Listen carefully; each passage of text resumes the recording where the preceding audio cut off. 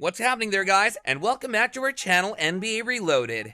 Here we are again with some amazing content, so sit back, relax, and enjoy the video. The NBA is without a doubt the most exciting basketball league in the world, full of tension and thrilling moments. The tension is not just on the court, but also in the locker room, where things can get very heated between players after a difficult game. This game's true spirit may be seen in everything from anger stares to physical brawls in moments of defeat, as well as triumphant cries. Let's take a look at 8 NBA locker room brawls you may not have heard about. But before heading into this exciting video, please be sure to smash that like button, subscribe to our channel, and join our amazing YouTube family. Number 1. Chris Mills and Bonzi Wells.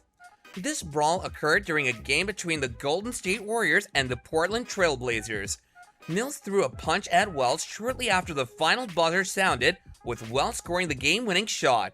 He also had to be restrained from hitting a fan who threw a pack of gum at him and attempted to start another fight.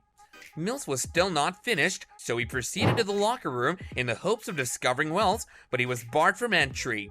He then exacted vengeance by parking his car in front of a Portland Trail Blazers bus.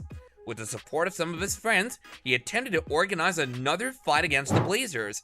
As a result of this behavior, Mills was suspended for 3 whole games. Number 2. Cousins confronts Elliott. It's amusing that DeMarcus Cousins was punished twice in the same season, but the punishment wasn't enough to stop him from his immoral actions. He was suspended because after Elliott intercepted Cousins' pass, Cousins became so mad that he started fighting.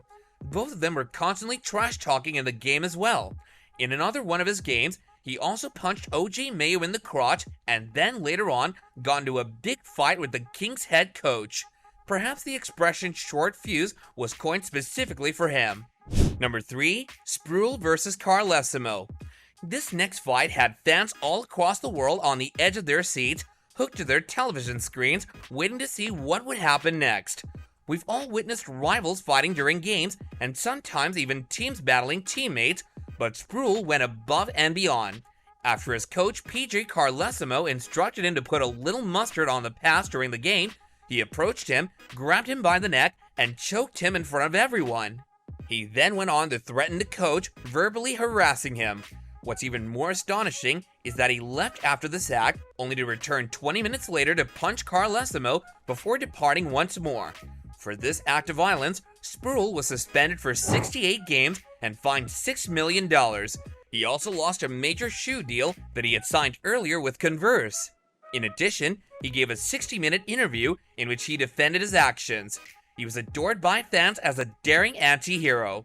Carlesimo had a reputation for being a conscientious coach who often behaved aggressively with the players.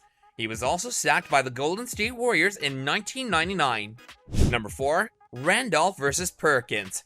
Zach Randolph of the Memphis Grizzlies and the Oklahoma City Thunder's Kendrick Perkins were 2 more players that pushed the game to its limits. After a severe confrontation between the 2 players, neither player was allowed to finish the game. Following the game, the 2 got into an altercation, with Perkins threatening to meet Randolph at the bus, and Randolph responded by shouting, "I'll beat your ass." The 2 then decided to take matters into their own hands and resolve the disagreement in the hallway by getting physical. The brawl became so heated that the cops had to intervene and separate the 2. A big banging noise was also heard, according to reporters in the post-game interview room. A witness was also reported in the newspaper as saying that it was playground and stupid. It was genuinely terrifying how rapidly the event evolved from trash talking to involving the cops. Number 5. Petrovic vs. Divac. Dragan Petrovic and Vlade Divac's story is so touching that it'll bring tears to your eyes. There's also a sports documentary on the collapse of their friendship. Both played for the Yugoslav national team, and their outstanding exploits propelled Eastern Europe into the national stage. The NBA drafted both of them as well. In 1989, the Los Angeles Lakers drafted Divac, while the Portland Trail Blazers selected Petrovic. Despite the fact that they were on opposing sides, they remained close friends until Yugoslavia's civil war broke out, after which they became bitter foes. Petrovic was a Croatian, whereas Divac was a Serbian, and they were on opposing sides of the conflict. During the war, both of them were subjected to tremendous home pressure, and openly opposed one another.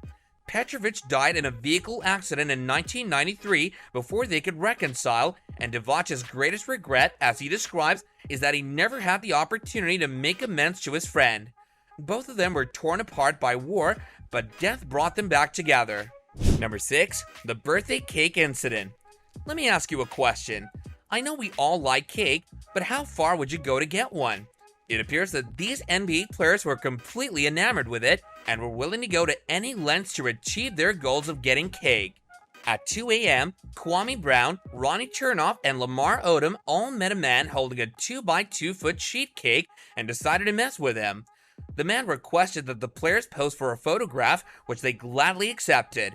Brown, on the other hand, said that the man didn't offer him any cake, so he grabbed it and flung it right at him. He then climbed into his limo and drove away as icing on the cake.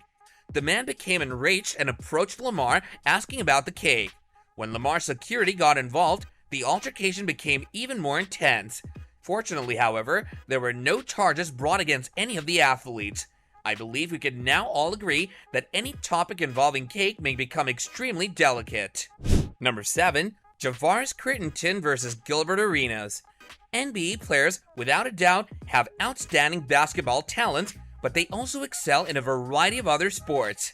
One such game is Bure, a card game that's one of the most popular, especially among NBA players. Winning and losing is a matter of life and death for some players too. When the Washington Wizards were playing a friendly game of cards on the plane, it devolved into a violent conflict.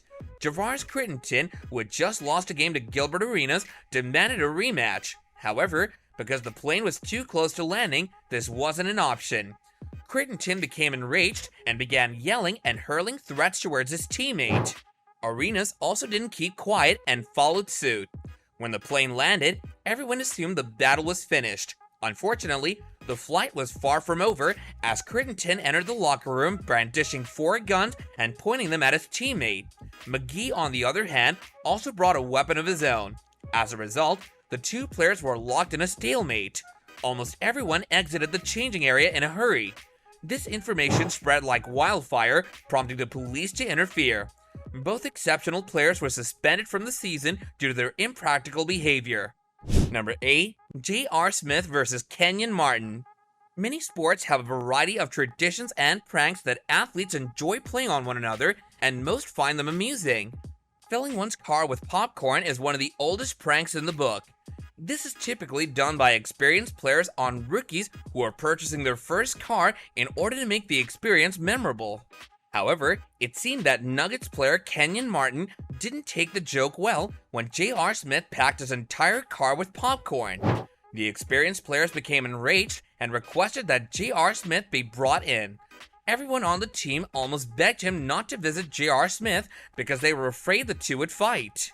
Josh Kroenke, the team president, intervened and even guaranteed him that the team would cover all the damages.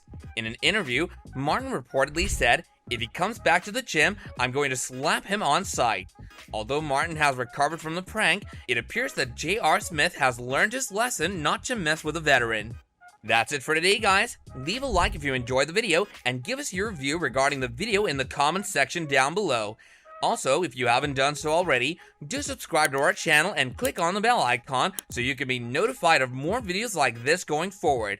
Also, don't forget to share this video with other basketball lovers in your circle as it would help our channel grow.